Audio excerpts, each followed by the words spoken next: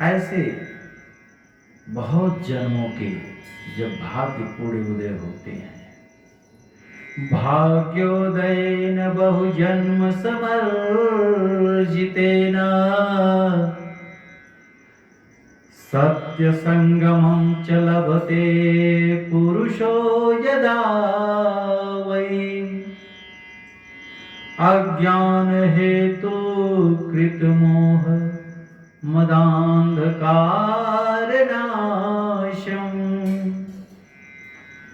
विधाय हि तदुदयते विवेकः। एक जन्म का नहीं, अनंत जन्म का, पता नहीं 84 लाख योनियों में कौन सा पुण्य फल प्राप्त हुआ जिससे ये मनुष्य देह प्राप्त हुआ। हम लोगों का भाग्य उदय हुआ तो मनुष्य योनि मिला। इस मनुष्य योनि को व्यर्थ न गंवाएं, क्योंकि अनेक जन्मों के बाद, अनंत जन्मों के बाद जब भाग्य उदय हुआ तब श्रीमद् भागवत कथा श्रवण करने में रुचि हो पाती, अन्यथा नहीं हो पाती। ऐसे सुंदर ये भक्ति पूर्ण अनुष्ठान गोविंद की कृपा से ही तो प्राप्त होता है। बोलिए जय श्री कृष्ण। सच्चिदानंद रूपाय विश्वोत्पत्त्यादि हेतवे तापत्रय विनाशाय श्री कृष्णाय वयं नमः।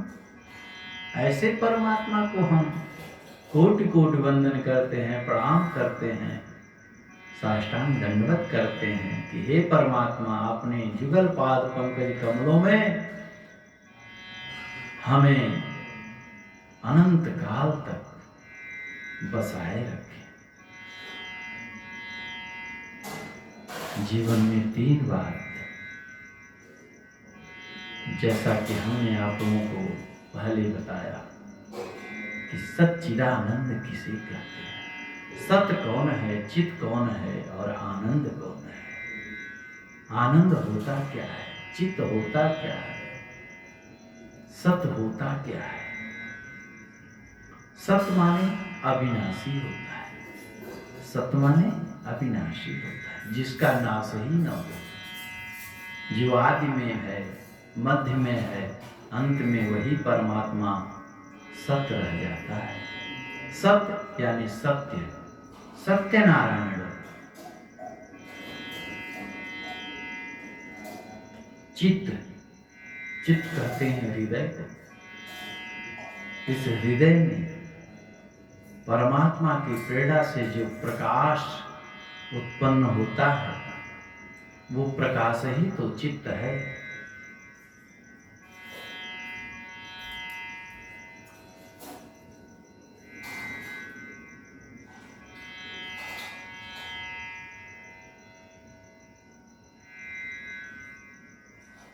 इसलिए कहना है कि सत्य भी सत्य माने अविनाशी, चित्त माने हृदय में जो प्रकाश है वही परमात्मा है। चित्त माने प्रकाश। आनंद की परिभाषा क्या है? आनंद की परिभाषा तो शास्त्रों में बड़ी सुंदर बताई गई है। आनंद तो कहते हैं आत्मबोध को। अपने आत्मा में उस परमात्मा का जब बोध हो जाता है, ज्ञान हो जाता है, प्रकाश मिल जाता है, वह परमपिता का प्रकाश जब अपने हृदय में प्राप्त हो जाता है, ज्ञान रूपी प्रकाश, सतरूपी प्रकाश जब हृदय में प्रकट होता है तो आनंद की अनुभूति होती है। आनंद तो कहते हैं आत्मबोध को। अपने आत्मा में उस परमात्मा का बोध ज्ञान जिस समय हो जाता है, उस समय आनंद ही आनंद हो जाता है। फिर दुनिया में सारी वस्तुएं फीकी लगती हैं, अच्छी नहीं लगती, सब बेकार लगता है। और आनंद का उल्टा कुछ होता है क्या? हर वस्तु का उल्टा कुछ न कुछ होता है। दिन का रात होता है, रात का दिन होता है, सुबह का शाम होता है, धन का निर्धन होता है, विलोम तो होता है। लेकिन आनंद का कुछ उल्टा होता है क्या? धनवान का उल्टा निर्धन होता है, विद्वान का उल्टा तो मूर्ख होता है, लेकिन आनंद का उल्टा कुछ होता ही नहीं। आनंद जो है वो तो परमात्मा का स्वरूप है, सच्चिदानंद का स्वरूप है, सत्य का स्वरूप है, नारायण का स्वरूप है, आत्मा के ज्ञान का स्वरूप है आनंद। इसलिए सत भी कृष्ण है, चित्त भी कृष्ण है, आनंद भी कृष्ण है। सत्य घन, चित्त घन, आनंद घन, ये सब हमारे कन्हैया कृष्ण ही तो हैं, योगेश्वर ही तो हैं। जो सत्य को ही सत्य कहते हैं। सत्य पहले था, बीच में सत्य वही है और अंत में वही सत्य बचेगा और बचता भी है। आदि मध्य अनंतहीनाय निर्गुणाय गुणात्मने। आदि में, मध्य में, अंत में यही तो सच्चिदानंद, सत और चित और आनंद, सच्चिदानंद उपस्थित होता है। सच्चिदानंद रूपाय। सच्चित और आनंद का अर्थ आप लोगों को बताए। विश्वोत्पत्त्यादि हेतवे, विश्व का जो उत्पादन करता है, उत्पत्ति करता है, पालन करता है और संहार करता है। विश्वोत्पत्त्यादि हेतवे, विश्व की उत्पत्ति के लिए, पालन के लिए और विनाश के लिए।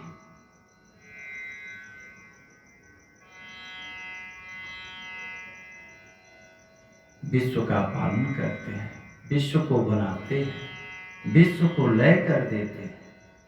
जिनकी कृपा से संसार चलता है वही परमात्मा तापत्रय विनाशाय।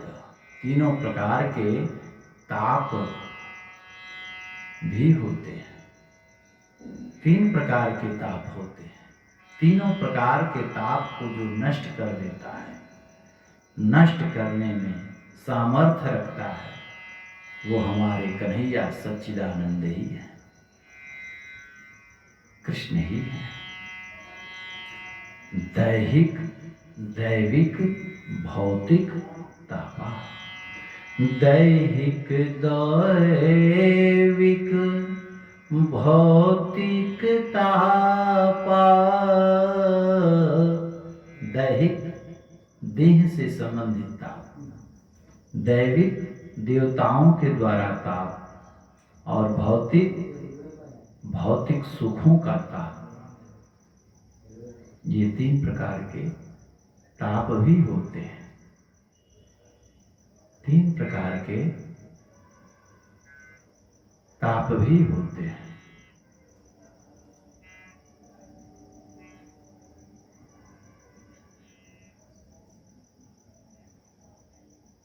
इसलिए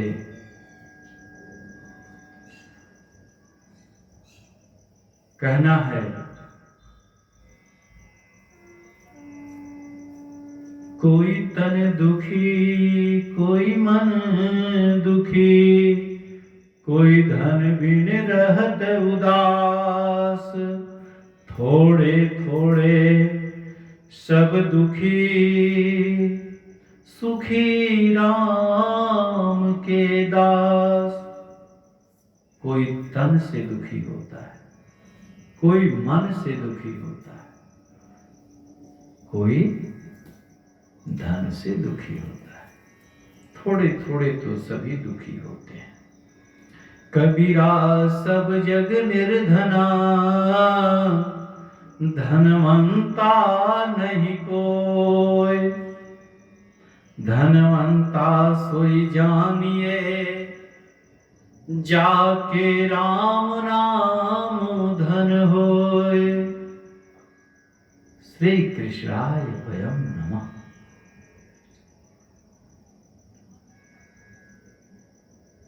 देह का ताप, जैसे बुखार हो जाए, जुकाम हो जाए, सर्दी हो जाए, इसे देह का ताप बोलते हैं।